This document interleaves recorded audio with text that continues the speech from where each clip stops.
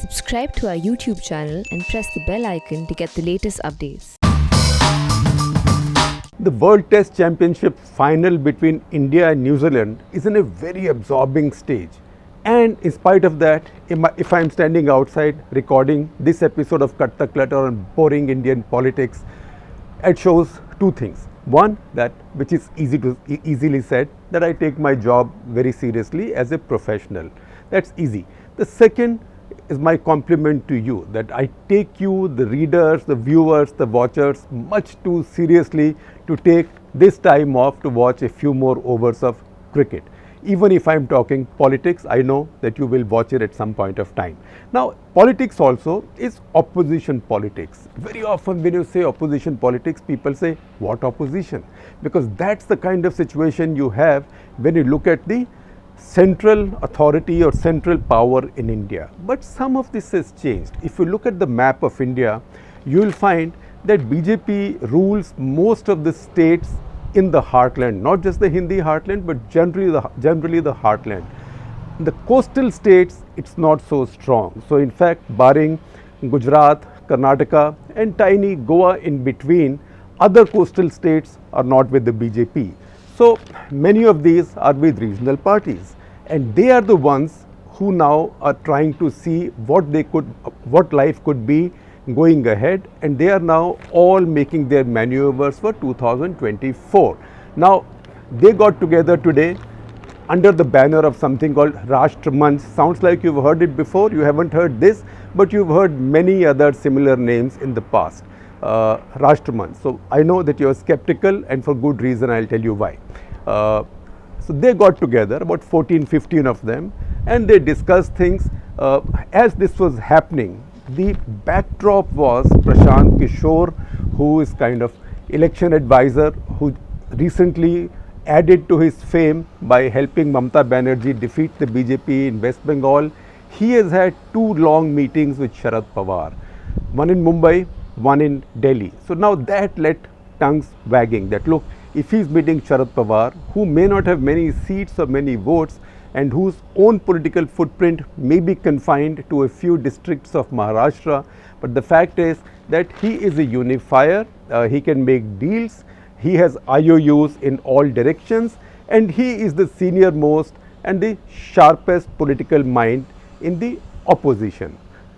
Now, those 2 meetings took place, and immediately everybody drew the conclusion that all these people are getting together to set up a new 3rd front, 4th front, 5th front, 6th front, whatever you call it, against Narendra Modi. Now, India has had a very poor history. The various fronts in India comment themselves very poorly, and I will give you an example of that. Immediately, chilled water was thrown over this idea that the big opposition unification against Modi was taking place when Prashant Kishore himself said that Narendra Modi can't be defeated with a 3rd front or a 4th front. You need some other idea. What that idea is, maybe he'll talk about, or we will talk with him at some point of time. But this is actually the truth, and I will tell you that this is a mime that plays out every time somebody is in power and in control. This mime played out when the Congress party was in control earlier under Rajiv, under Indira in early 70s. There was a Mahagathbandhan against her in 1971. It plays out whenever there is anybody who looks like they've got the power to stay a reasonable length of time. This usually doesn't happen against short-lived governments. Now, I will tell you first of all why this comments itself very poorly to you as a voter. I said that earlier, and I will give you evidence. If you look at India's political history, then a bunch of prime ministers have been short-term prime ministers. These are also prime ministers who've been part of Gathbandhans of one kind of the other. So these are Gathbandhan prime ministers. I am not counting the short tenure of someone like Gulzari Lal Nanda because he was only caretaker, nor am I counting Lal Bahadur Shastri because he died while in office.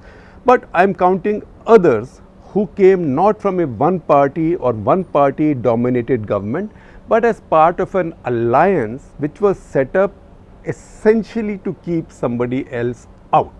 And this sharing of power did not lead to sharing of ideologies, sharing of political objectives, and that's why they didn't survive. So if you look at our political history, 6 prime ministers have been sworn in like this. Morarji Desai, 1977, Janta government. Now you might say Janta was a party, it was not a coalition. No, it was a coalition. It was just put together, given the name of a party and a symbol. Parties had joined it, had decided to merge their identities into it, but that was all to keep Indira Gandhi out, to create a group that will rule India in place of her. And it was the excesses of the emergency that brought these diverse groups together, and soon enough it was beset with its contradictions, because people who had come from the Jan Sangh, a large group came from the Jan Sangh, socialists of various kinds, Charan Singh's party, his Kisan party, all of them in the course of time came up with their own ideological pressures, but mostly it became a tug of war between those who had come from Jan Sangh and the socialists. So that was then called a fight over the dual membership, that if you are membership of the Janata Party, how can you remain members of the RSS? So that's the kind of thing that led to trouble in that government, but that government was doomed to fail because it was not a government of one party with one ideology and importantly one leader. So whenever you have these governments, nobody is willing to accept the leader who you might choose by way of a compromise, because even if somebody is chosen by compromise, that somebody is the prime minister and you are not the prime minister. To go into 7 RCR or Lok Kalyan Marg now, whoever the prime minister is and whoever you might be, you might still have to go through security, etc., etc. And you feel it that, look, I could be in that chair because that guy didn't deserve it. We gave it to him through compromise. So 6 of these governments, Morarji Desai, Charan Singh, VP Singh, Chandrasekhar, Deve Gowda, ST Deve Gowda and Gujral, 6 prime ministers we got through such arrangements. They served a total of 2,218 days, right? You can convert that into years. It is just about 6 years. So divide that with 6, you get average survival of the government of 370 days. Those 370 days also, remember, include about 2 months or sometimes 3 months of the government being in the caretaker stage, because when a government falls, elections are ordered, you then serendipitously carry on as a caretaker or as a lame duck until the new government is sworn in. That's the system in India. So if you again cut it down to the number of days on an average where these governments were actually in power or governing, it will be somewhere around 290 days. Not good enough, but I will slice it even further. If you take out Morarji Desai was the longest lasting, 826 days. So you might say, no, Shekhar Gupta, I disagree. That was not a coalition. It may have been a coalition of many parties, but they got together on one symbol, so it was a party. I refuse to accept this as part of your analysis. So take out Morarji Desai's 826 days, that is 2 years and 116 days. If you take that out, then the remaining 5, Charan Singh, VP Singh, Chandrasekhar, Gowda, Gujral, they served a total of 1392 days, averaged 278 days, and if you take out their caretaker periods, then they've averaged in power, such as their power was, none of them was really in power to command and control his government, but to the extent that they were at least notionally in power full time, not caretaker, was maybe 200 days, maybe 195 days, thereabouts. So that is the experience, the institutional memory that people of India have. 6 prime ministers who came in through similar arrangements, average survival of 370 days. Take Morarji out, average survival 278 days, and then you've seen some really incredible situations in this. You've seen situations here where Charan Singh could not even seek his vote of confidence. So Congress party, which was keeping him in power, that was the dog wagging the tail, They pulled out before he could face his vote of confidence. He served a total of 170 days. For his remaining period, he was caretaker. So once again, very bad advertisement for this kind of combinations. I will just give you the days for others and you will see these on my screen. Charan Singh is 170 days, VP Singh is 343 days, Chandrasekhar is 223 days, Gowda, ST Deve Gowda is 324 days, Gujral is 332 days. So in fact, barring Morarji, nobody lasted even a calendar year, including his caretaker period. So with this background, it's very difficult to convince Indian voters that this kind of alliances can work, because at the end of the day, voter also puts premium on stability. You don't want to keep going to the elections all the time. One, India's political history has now taught us that the voter likes stability. The voter does not like governments being pulled down all the time. I can give you examples of how each government was pulled down. Morarji Desai came down on the dual membership issue. Essentially, there were lots of ego hassles within the Janata Party, but dual membership issue. Then Charan Singh, he was just installed in power by the Congress, maybe just to humiliate him, because he had sent Mrs. Gandhi to jail, even though very briefly as Home Minister. So Janata Party got out. Congress also gave him some hope that, you split the government will go, will make you Prime Minister. He was made Prime Minister. They pulled the rug from under his feet. He could not act like a proper Prime Minister even for 2 or 3 weeks. Then after that, see the other people who came in. VP Singh, see how unnatural that coalition was. VP Singh was in the government. He was supported by the left parties, the left front on the left and the BJP on the right. There were contradictions with both. In fact, then I had written that this is a strange government where they send Jagmohan to Kashmir to basically use the strong arm, and then they make George Fernandez the Kashmir Affairs Minister to apply the healing touch. So that was a government caught in such contradictions and did not last a year, we know that, and was ultimately pulled down by the BJP over Ayodhya issue, because they saw that they had used this government enough. Now there was a possibility they might come into power, so they pulled it out. These are all use and throw governments. Usually the user is sitting outside the government. Then you come to Chandrasekhar. Once again, what the Congress had done earlier to Janata Party, Congress now did to VP Singh's government, because Chandrasekhar was another one who said, I've been in politics for longer. I was a Congress young Turk. I broke away from Indira Gandhi early enough. One of the four, Mohan Dharia, Ramdhan, Krishan Kant and Chandrasekhar. We broke away. We were the first rebels. I know my politics, and even as a Thakur leader, I am a bigger Thakur leader than VP Singh. Who the hell is he? So Congress promised him, let this government come down, we'll support you, because Congress had the numbers outside. Congress had sufficient numbers outside to form a government with the numbers of Chandrasekhar, but Congress did not form the government, because if they had done so, they would not have been able to pull it down.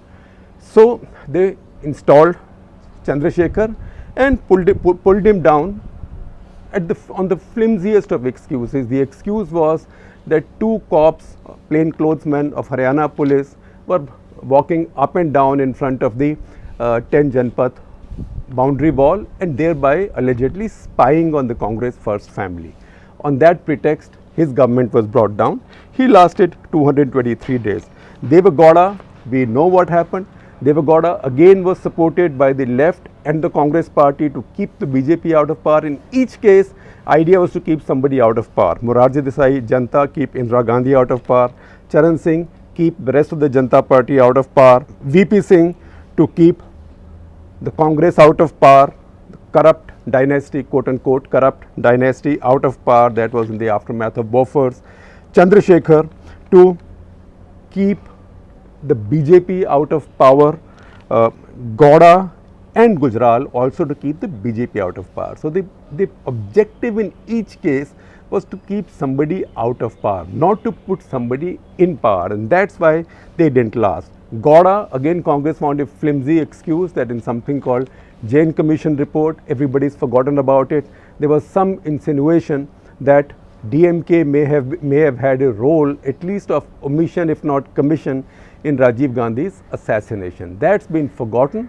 Now, over the DMK partnership, Congress party withdrew support, saying either give up DMK partnership or we are not with you. Since then, Congress and DMK have been partners many times. As we speak, they are still partners. And just the other day, you saw pictures of Stalin, his wife, Durga, and Rahul and Sonia Gandhi beaming at cameras. So Gowda was pulled down like that, and Gujral again was pulled down on the flimsiest of excuses soon enough. So these governments were pulled down, and you see how much they survived. That's why Prashant Kishore is right when he says this formula is tried and tested, third and fourth fronts, it's not going to work. In fact, I would just make an addition to what he's saying. He's saying tried and tested. I would say tried and tested and failed multiple times. This does not work. For me, if you put up these pictures of these opposition leaders, each one not capable of getting seats in the double figures, and definitely not a vote share in the double figures, and they raise their arms like this, arm in arm, hand in hand. I know that this is to the large majority of Indian voters. This is like saying, beta, so jao, Gabbar Singh aa jayega, right? Because they are, I'm not making a judgment on anybody, I'm not calling anybody a bad guy, but I'm calling this phenomenon of people who don't have the same ideologies and who don't have one leader coming together to be that Gabbar Singh phenomenon in Indian politics. Please don't judge it because of the character in the movie. Now, the essential thing is that none of this is going to work unless the Congress is a part of it. You like the Congress, you don't like the Congress, that's a different thing. To have an anti-BJP, anti-Congress front in India is an impossibility for the simple reason that Congress still has 20% of the vote, and no other three parties, we explained it to you the other day, between UPA, NDA, everybody combined, no other three parties add up to 20% vote. That is very simple. So any coalition will need that 20% Congress vote. Now I will tell you just a listing which my friend and colleague DK Singh, our political editor, has put together for me. Just a listing of the efforts that have been laid to bring together these diverse parties in the last couple of years. So there was one in May 2020, the latest. Sonia Gandhi had a virtual meeting with Pawar, Mamta Banerjee, Hemant Soren, H.D. Devegowda, Sitaram Yechuri, with senior opposition leaders, but remember Mulayam Singh Yadav skipped it. Then August 2020, Sonia Gandhi again called a meeting, and the single point agenda was seeking the postponement of JEE NEET exams.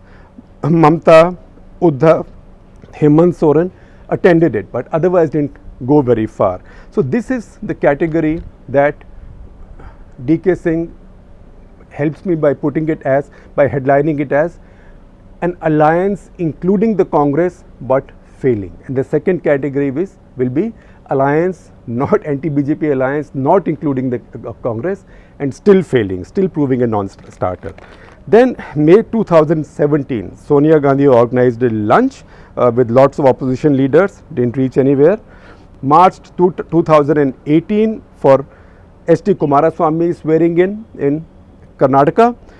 More than 12 top opposition leaders went there. There were group photos. There was a famous picture of Sonia Gandhi hugging Mayawati there. Also Sonia Gandhi, Mayawati and Mamta Banerjee holding hands. That picture was on display there. There was Akhilesh Yadav, who looked the new entrant in that grouping, and there were also stories and visuals of many people chatting with Pawar as if to seek his blessings, and Guru Mantra did not go anywhere, I am afraid. December 2018, Chandrababu Naidu got opposition leaders together in Parliament Annex to find a common ground. This meeting was attended by Rahul Gandhi, Sharad Pawar, Mamta Banerjee, Sitaram Yechuri, Arvind Kejriwal, Stalin, but it was skipped by SP and BSP. Now, if SP and BSP skip it, then you know it's a non-starter again, because unless somebody can defeat, or at least partly defeat or sizably dent BJP under Narendra Modi in UP and Bihar, there is no way they can stop that juggernaut. And you will find very often either both these parties are not able to make their minds, or at least one of them. And that phenomenon, Jan 2019, Mamata Banerjee held a United India rally in Kolkata at the Brigade Parade Ground.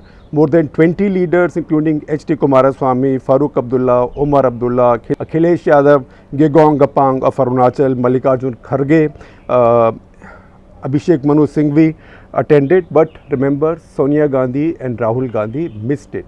And sure enough, 2 days later, they were fighting against Mamata Banerjee in partnership with the left front government. So again, it shows you the contradictions.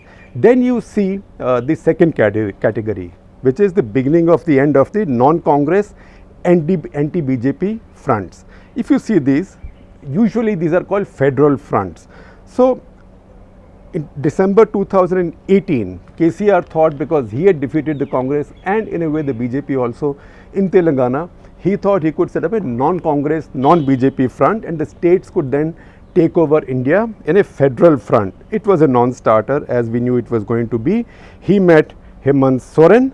A day earlier, he had met Naveen Patnaik in Bhubaneswar. Earlier, he had met Akhilesh Yadav, Stalin, and S.T. Devagowda, but did not reach anywhere. Again, in April 2019, KCR tried to get people together in a federal front. He spoke with Mamata again and couple of the others, but did not lead anywhere. Before that, in June 18, he had skipped the press conference addressed by opposition CMs in favor of Arvind Kejriwal and his dharna at Raj Niwas, the governor's house, Lieutenant Governor's house in Delhi. But Mamata Banerjee, Pinarayi Vijayan, H.D. Kumaraswamy and Chandrababu Naidu were there. So once again, you knew that they were not united. So this was a non-starter. So this is the short history of short-term governments in India. And that's the reason I say that when people see these group photos, everybody is smiling. In fact, if I was looking at them as being a more skeptical political watcher, I'd be thinking, if these guys come together, who will be the first to pull the plug on this government? So the trust level on this lot is very poor. In National Party, a coalition in India survives. What did Vajpayee's NDA teach India? Vajpayee's NDA taught India that coalitions can survive, but if they have one strong core. That core was then BJP, and UPA survived its 2 terms because that had a strong core of the Congress party. Otherwise, it simply doesn't work.